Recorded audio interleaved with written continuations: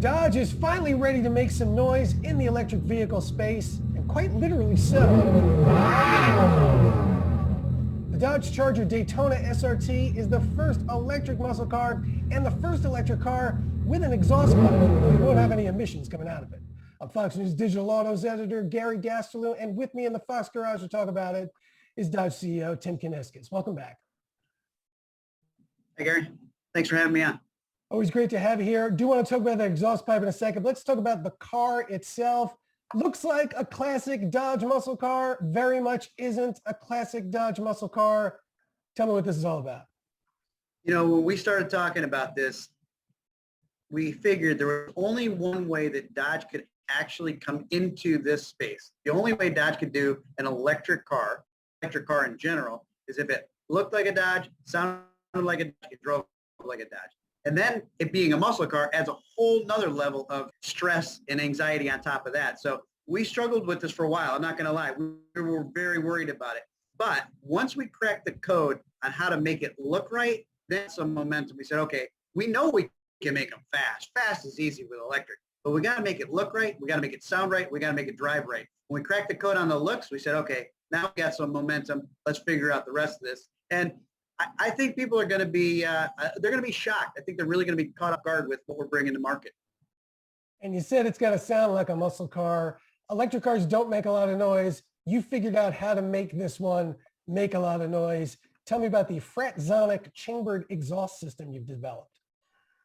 We actually have a patented exhaust system in this car. And I say specifically exhaust system because if you think about how sound is created in a car, really all sound is just the movement of air. So piston moves up and down, it creates volume, speed and volume of air through pipes, moves through a muffler, it gets tuned, we all get back in the car. Hellcat has a very distinctive sound. It's a quite loud sound.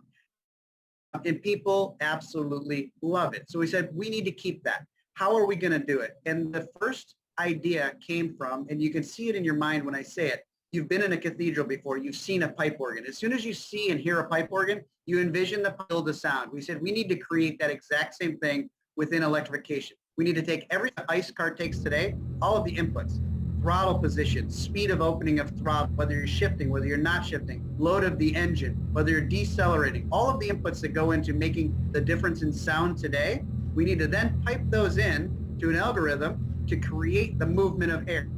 The movement of air, quite frankly, would be no different than a speaker inside a car, which people have done.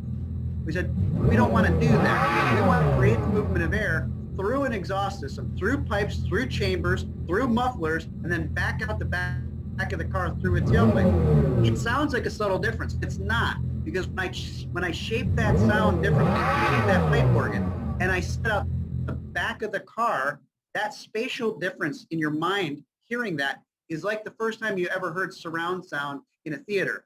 You were blown away by where did that jet just come from? It's the same thing with this car. When that sound is coming out of the back, 126 decibels, which is literally the same volume level of a Hellcat, it really catches people by surprise. And the sound itself is very unique, very different, and really stops you in your tracks. There's a reason we called the car, the top-end car, the Banshee, because it literally, at wide open throttle, it screams like a Banshee, just a Banshee wailing like a jet engine. But when it settles down between shifts, and that's important, between shifts, because electric cars don't shift, ours does, between shifts, and when it settles back down, there's a rumble to it that people will be familiar with.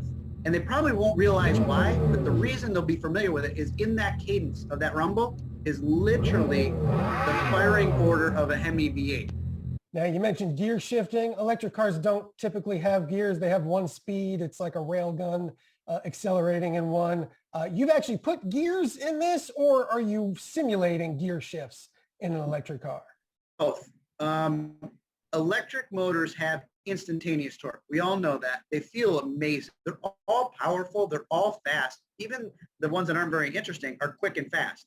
And not having a transmission, having only one speed, you couldn't do that with a normal ICE engine, but it's very easy to do it with electric motors. And it is by far the most efficient. I'm not going to lie. A single speed transmission or a single speed and a BEV is the most efficient way to do it. The way we're doing it is not the most efficient, but there's something really important about the visceral feel of a muscle car. When it shifts and the back end kicks out and your shoulders go back in the seat, that's what says muscle car to us. So we have a mechanical multi-speed transmission in the car, and we have the ability to instantaneously, for a couple hundred milliseconds, pull torque out and add torque back in. So we can give you hard banging muscle car shifts in addition to the mechanical shift that's built in. Now, what we're seeing today, technically a concept. You haven't revealed all the secrets and specifications of it. So what sort of numbers are we looking at with this vehicle?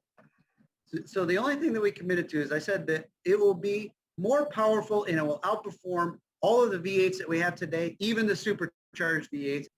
Now, today you sell about 125,000 Chargers and Challengers with V6s and V8s. They start in the low 30s. Is that the kind of car this is going to be? You're going to be selling it in volume? You're going to be selling it at a price point that starts there? Or is this a whole different prospect? Well, we're not talking about the pricing yet. That, just because you transition to electrification, people aren't going to be prepared to spend a ton more money. Now, I don't know what the subsidies will be by the time we get to market, TBD on that.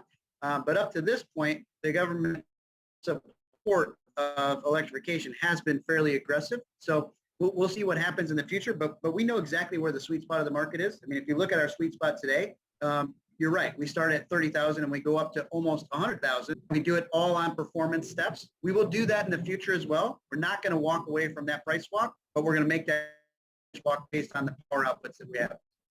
Now, I know you're a muscle car guy. You love the V8s. How do you personally feel about this shift, especially when you're the one making the call on it, basically? At first, early on, I was really struggling with it, having a hard time getting my head around it. But the first time you drive an electrified product, whether it's a PHEV or a full battery electric, you quickly realize that there is a ton of potential there for performance. What I couldn't get my head around at first was how are we going to make it fun? The performance part was easy. All EVs are fast. Now that we have a couple of ways to really change the dynamics of how we deliver that power and make it fun, now I'm excited about what this can bring. Now that we can use it for performance and not just for compliance, the crazies are going to get their hand in this stuff and it's going to go nuts. All right, Tim Kuniskis, Dodge CEO. Thanks for talking to us about the big changes coming to your brand. Thank you, Gary. And to read all about it and all